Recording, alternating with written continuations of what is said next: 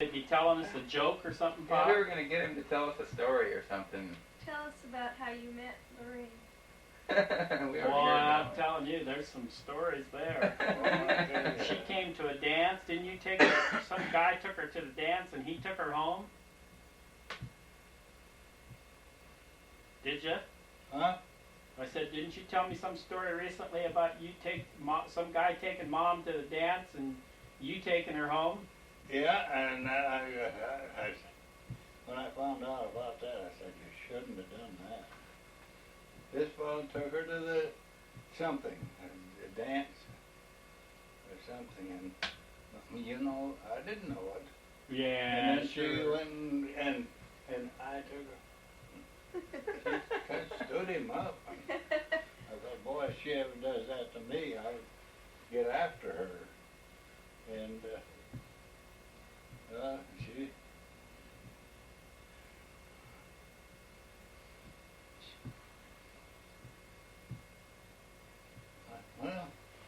Well, okay, it's time to change the picture. He could. He started to tell us a story, and then he started watching himself, and he ran out of gas. I know what we'll do, Grandpa. We'll go over here. Get on the shoulders And we'll of just- others. We'll just turn this thing off. And that way, you don't know that we're taping a movie. Well, we're not. The, Turn it off. Your dad will get a big kick out of this. you know, and I've lived with Lowell and for my family, and Rusty didn't know that I see what was I Yes. gonna say? Hi, Oh, Henry. when I was going to high school, Before yesterday, I well, heard we about this. I said, well, had a little club going. We had and it was a dance club, and they named it the Castle Rock Dancing Club, and I was a president of the Castle Rock Dancing Club, and so I told him about that, and he said, "Well, I've never knew that," and so we had a nice little dance club, and I got so I didn't step on their toes so much. Was Grandma in the club too? Yeah, she was. I wasn't going with her much then, but there's when we had our first kind of a quarrel.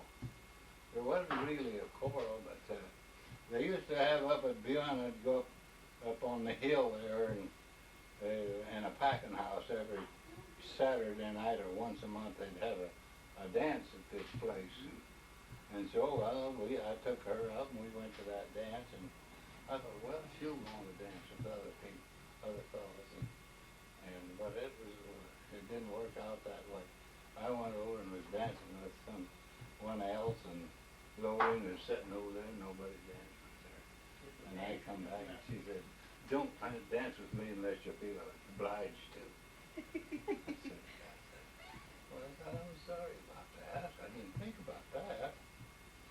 And so Oh, are you? we didn't quarrel about it, but she said, well, she said, let's bury the hatchet. We started over again.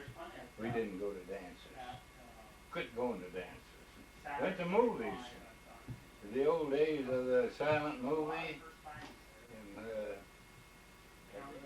we sure liked them movies. Was that like about a nickel to go to the movie or something? Oh, 25 or 35 cents up in Yakima. I'd go over, I had a car. And we'd go up to Yakima. Dance and go out and have something, refreshments. So I kidded Lorraine about having her favorite lover boy, on the movies. Who was that? Well, one of them was Rudolph Valentino. And I can't even remember who I was like, but I just liked her because she was a good dancer, Actor. good looking. Garbo. That was Greta Garbo? Greta? Greta Garbo. She was good. She was a silent movies time. Yeah. Then we got out of here and we didn't have money to go to the dance. Like movies. But kids, a lot of times we'd have kids get in for 5 cents. And we'd go to them cheaper movies up there in Yakima. While Lorraine and I was buying our groceries or doing some buying. So they really got a kick out of that. How much are movies now? And then there was a place right next there, next to the movies where they had it, the Coney Island, and we'd stop in there and Get a hot dog. get a hot dog, and that's what it was. But actually, the good old days, it seemed like. And so, when we moved out here, of course I was a farmer with horses then, and you couldn't do much. But it got so I was doing pretty good. Horses. I had a 10-acre prune orchard out here. Every once in a while, I'd hit the jackpot on that prune orchard. So first thing you know, we were doing fairly good. But really what I was going to tell you was that we farmed to live. We had our chickens, we had our pigs, I had cows, milk cows, and we raised a big garden and canned all kinds of fruit. I'd come in, I'd help Lori peel peaches and pears, and we'd have a whole basement. I got a little basement, and loaded up. And on one day, I don't know if it was a holiday or not, but we had everything except the spices and the salt. So we had squash and pumpkin pie. We had a turkey, and we had our own spuds, 2 kinds of vegetables, and she always had a big cake for her pie. And It was all stuff well, that we you were had just raised living like kings as far as our belly was concerned. And it was kind of fun. And I look back that part of it, I didn't mind it. I didn't mind being poor because we were rich in what we had. And now, you kids know what it is. Everything has changed. Everything has changed to be. I remember from the time I was,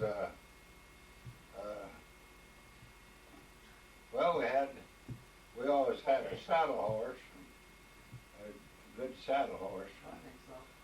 Folks had used to have a hack or a buckboard, they call them. And then we moved up into town, and when you had to get up, when we got up there, we moved out there on the farm. That was when I was a kid, but I was getting ready to tell you from the horse and buggy and the saddle horse to the car.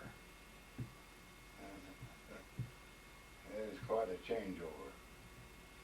We were on bumpy roads, and there's getting a few cars, a lot of the more well-to-do fellas, and there was kind of competition. And they tell the story about the doctor. They had a little hospital there, and he and his wife would go out into the country then, to, country doctors, and they had this car. It was a Metz, I think, chain drive.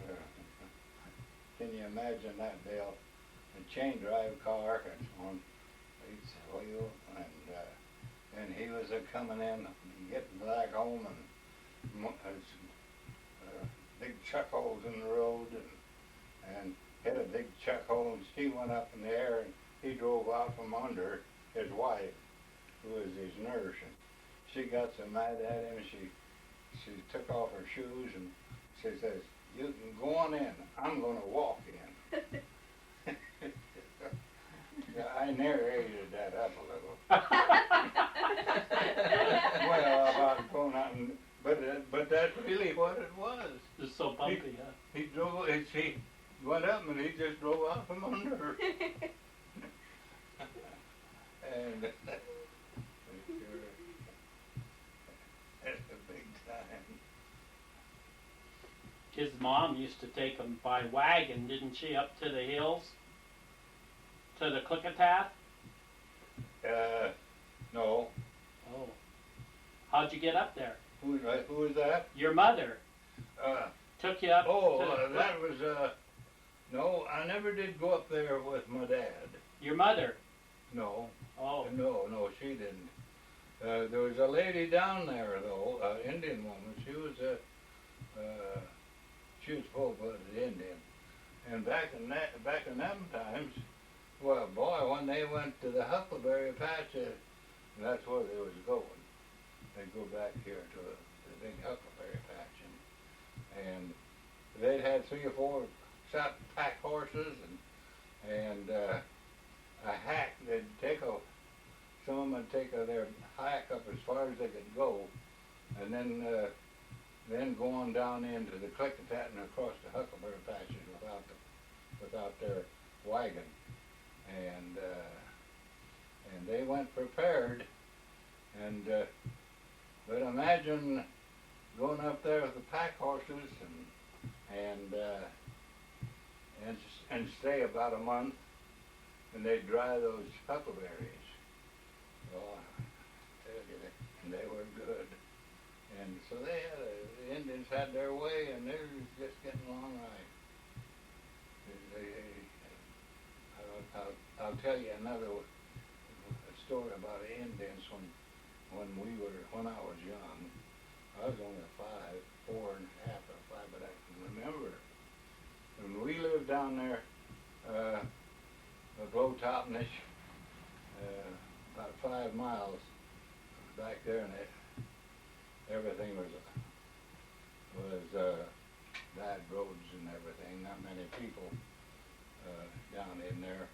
But Dad rented that place, and right off to the left, about not a quarter of a mile away, there was an Indian village, and they all had teepees, and they'd line out those teepees around, and this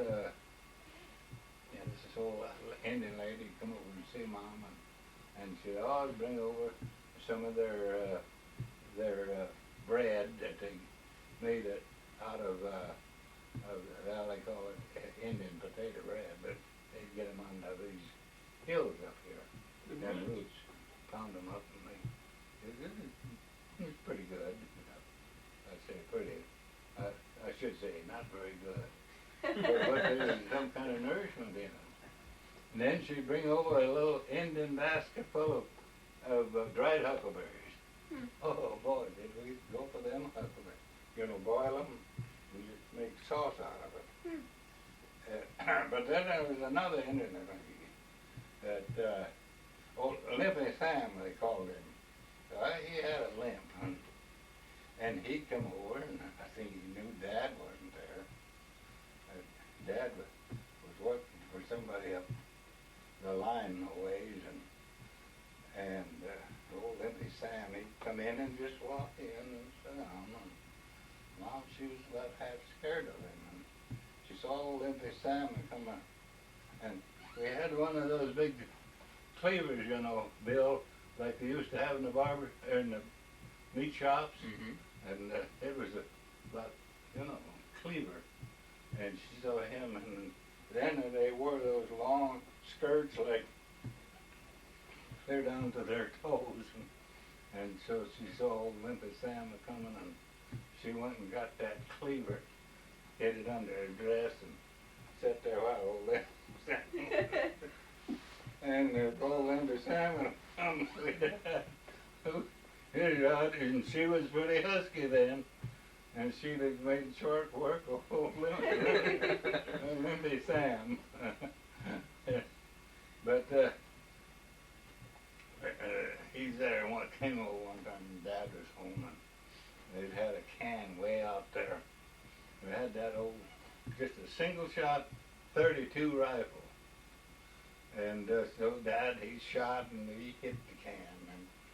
And Limpy Sam, he shot and he missed it. Mama shot it and hit the can. And boy, I tell you, he picked up his ears as much as to say, I'm not going to hang around here long as she's got that good.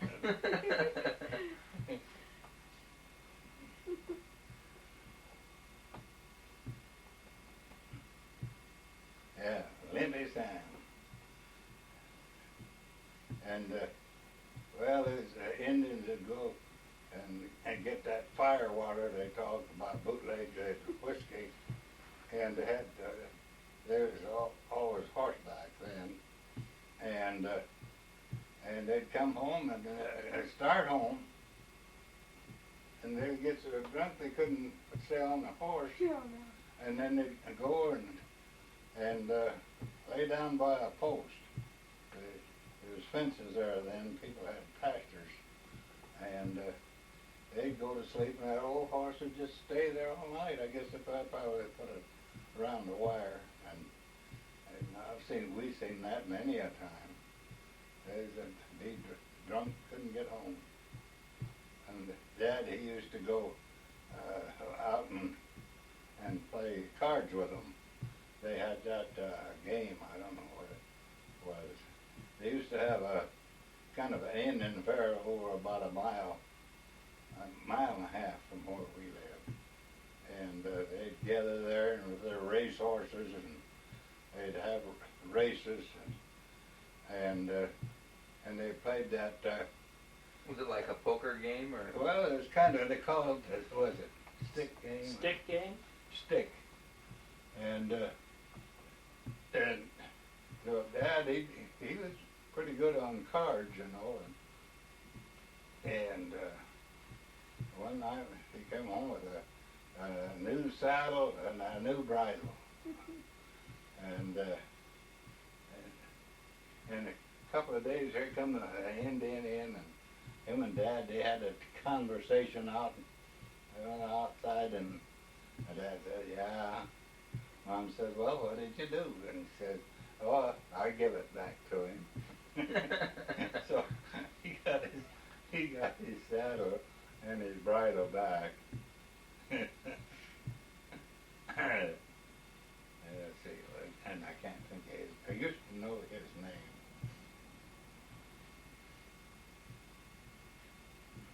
I can talk a little Indian. Actually, no, I can't. I know a few phrases. We got a fellow that goes to our church. He's a 16th Cherokee. He's from Oklahoma originally, and you know who it is. I do, yeah. Yeah, and he'll always run off a bunch of lingo, and it's half Spanish and half a word or two of Indian, and I say, Halo Cumtux, that Cherokee Wow Wow. Well, that's really Indian, you know. I don't understand the way you talk. But Halo Cumtux, Cherokee Wow Wow. And yeah, I had a kind of a nickname for him, and I called him Chief, and quite a bit. I said, hi, Chief, and I coined, heard somebody else, Lorraine's uncle said, heard him say it, and he says, I says, Chief, afraid of his wife. and he said, yes, and he says, you know, that's just about the truth. Boy, I could guess. His wife is just the sourpuss of all time. She's really nice, but I always grew up thinking Mrs. Baden is really a grouch. She was kind of a crank with kids. Yeah. The kids didn't like her too well. No patience. She just looked mean and acted mean, and she would never have been a good school teacher. She'd had them so scared they would have, they would have behaved, but they probably would have not. Well, I mean, she was, there was some kick about her when I was Sunday school superintendent. But she was pretty good, and some of my actions actually needed a little discipline. Did she have kids? 2, yeah. Both missionaries in Africa. Hmm. They got a long ways from home. Yeah, she got taken. Central Republic of Africa. And the other, their son is in Zaire. They're just like side by side almost, so they get to visit back and Well, forth. that's good. They've been there, boy, for a lot of years, haven't they? Both of them. Well, they've been there, but Bruce is, well, I have to say he's kind of like his mother. And he was in the same mission field that we're in under our church. And well, he's getting on good over there. But he came back here several years ago, not too long ago, he thought, well, the thing to do, he says, is, and he was good on the piano. He'd take a lot of lessons, and he was just a really good piano player. Thought those colored people back there, the natives, and they would like one of these things like Lanchwell played. Accordion. And so he wanted them to play the accordion and go back to Africa with it. And the mission board just thought and didn't want to get the black people back there used to that kind of music. They thought it'd ruin them, and so that was what called him. And so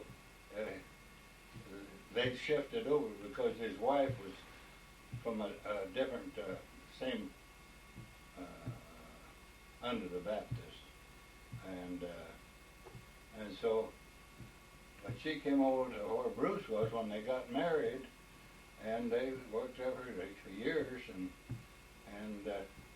so they decided they could come and they resigned from the Brethren Church mission and went over to Zaire under a Baptist group people, where Paul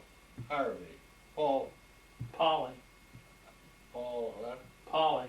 Yeah, Paul Polly is a kid that graduated and was one of It's your dad's best friend, Harvey Polly. Yeah, best man at his I wedding. was saying, Yeah. Pop said Harvey is Paul Polly, and so Paul's his younger brother, my age.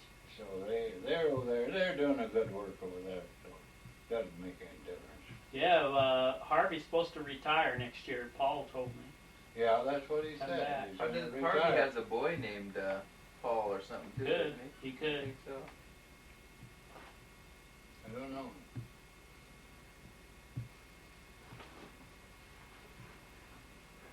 Wonder how long Carl will be sacked out. He's already had one nap day. Does he wake up pretty good, or does it take a little while? He takes a while. Kind of grouchy. Not bad first. though. Takes after his dad when he was little, huh? No.